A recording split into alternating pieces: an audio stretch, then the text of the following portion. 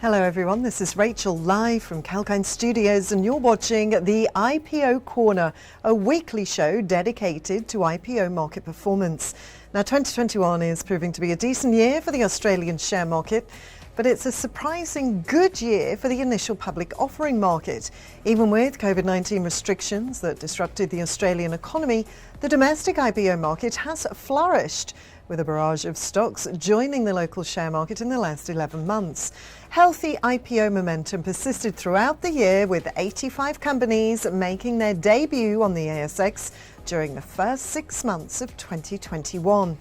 As many as $3.5 billion worth of capital has been raised by these companies, while they listed with a combined market cap of $22.8 billion.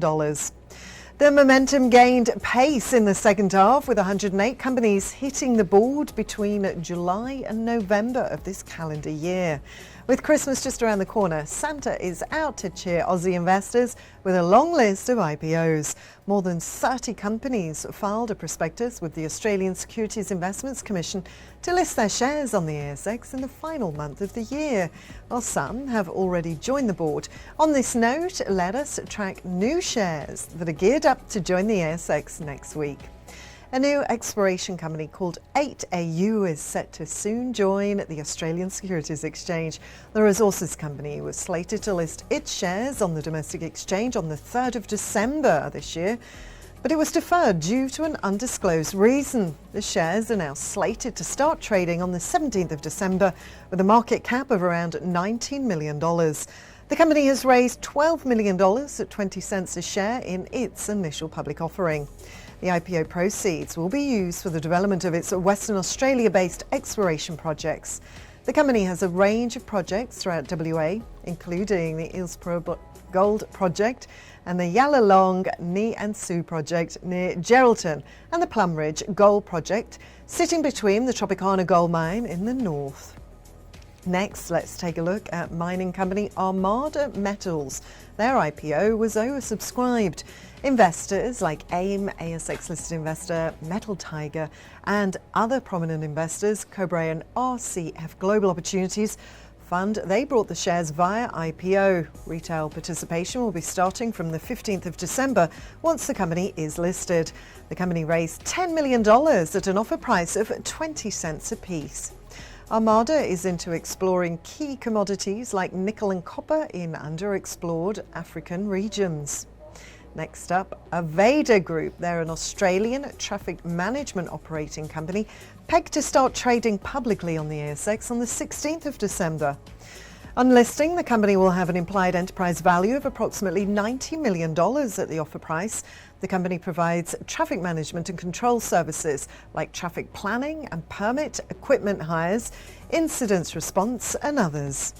And Black Mountain Energy is developing a West Australian gas asset that it bought of Mitsubishi. They've proposed to raise $11 million minimum for its IPO.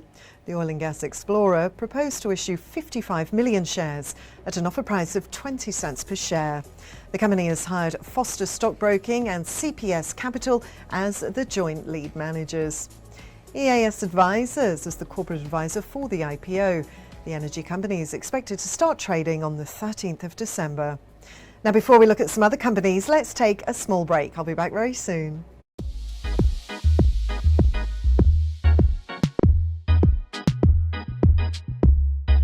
Hi there, James Preston for Kalkine TV.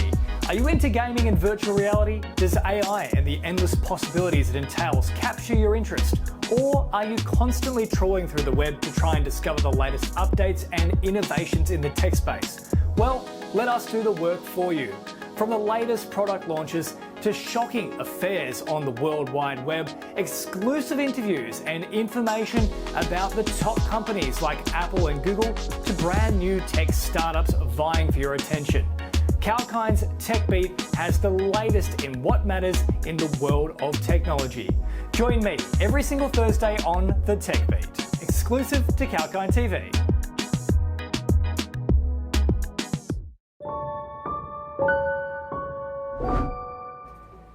Welcome back. I'm Rachel and you're watching the IPO Corner show. Next up, Haranga Resources is a homegrown gold exploration and development company. They'll be seen on the ASX board very soon. The company is likely to start trading on the Australian Stock Exchange on the 13th of December under the ticker code HAR. The company looked to raise $6.5 million at 20 cents a share in its IPO. CPS Capital Group was appointed as lead manager to the offer, which opened between the 8th of November and the 22nd of November. The two premier projects of the company include IPO Gold Project and Saraya Uranium Project in West Africa.